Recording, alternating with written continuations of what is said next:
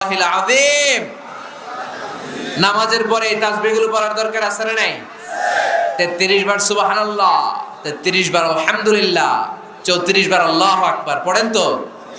এই ডান হাতের গিড়ায় পড়বেন, পারবেন? আব্দুল্লাহ ইবনে আমর ইবনে আল-আস বলেছেন, রাআইতু রাসূলুল্লাহি সাল্লাল্লাহু আলাইহি ওয়াসাল্লাম ইয়াকিদু আত-তাসবিহা বিয়ামিনিহি। আমি দেখেছি আল্লাহ রাসূল সাল্লাল্লাহু আলাইহি ওয়াসাল্লামকে ডান হাতের গিরায় তাসবিহ পড়তে কোন সুবহানাল্লাহ। আর জিকির করবেন ভদ্রভাবে। উযকুর রাব্বাকা ফি নাফসিকা তাদাররুআ ওয়া খীফাতা ওয়া দুনাল জাহরি মিনাল কওল।